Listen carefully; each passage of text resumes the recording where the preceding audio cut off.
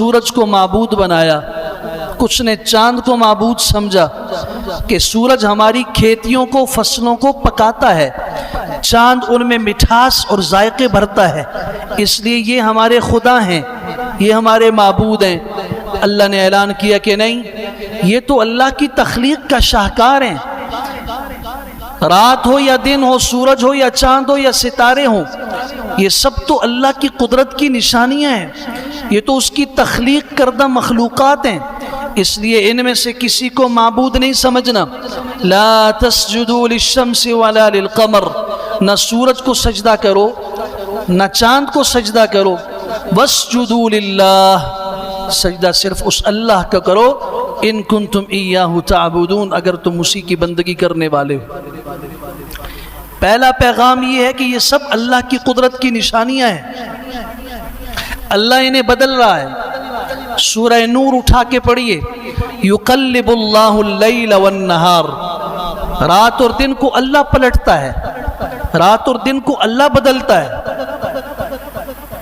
پھر آپ قرآن کو دیکھیے، سورہ یاسین کی تلاوت آپ کرتے ہیں، اس کی آیت 38 کو کھول کے دیکھیے، والشمس تجری لمستقر لها ذلك تقدیر العزیز العلیم، سورج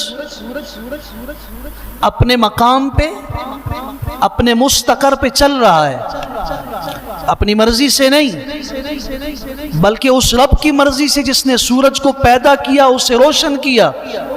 ذالک تقدیر العزیز العلیم، یہ اس غالب ذات، علم والی ذات کی تقدیر ہے، اس کا طے شدہ امر اور فیصلہ ہے کہ سورج اس پہ چل رہا ہے۔ امام الانبیاء صلی اللہ علیہ وسلم نے فرمایا، تمہیں پتہ ہے کہ سورج جب ڈوبتا ہے تو یہ کہاں جاتا ہے اور یہ کیا کرتا ہے؟ عرض کی کہ یا رسول اللہ ہمیں علم نہیں۔ آپ علیہ السلام نے فرمایا، سورج جب تمہاری نظروں کے سامنے سے ڈوب جائے، یہ اپنے رب کے حضور سجدہ کرتا ہے اور اللہ سے اجازت طلب کرتا ہے کہ میں دوبارہ طلوع ہوں یا نہ ہوں۔ جب اللہ کا حکم ہوتا ہے پھر طلوع ہو جا، وہ مشرق سے طلوع ہو جاتا ہے، اور جب قیامت کا دن آئے گا اللہ فرمائیں گے لا، بس اب وہاں سے نہیں، اب یہیں مغرب سے تم نے طلوع ہونا ہے۔ تو کائنات کے کسی ذرے میں اپنی مرضی نہیں چل سکتی۔ پہلا پیغام یہ ہے کہ سورج کا گرم ہونا، یہی سورج آسمان کے افق پر موجود ہوتا ہے،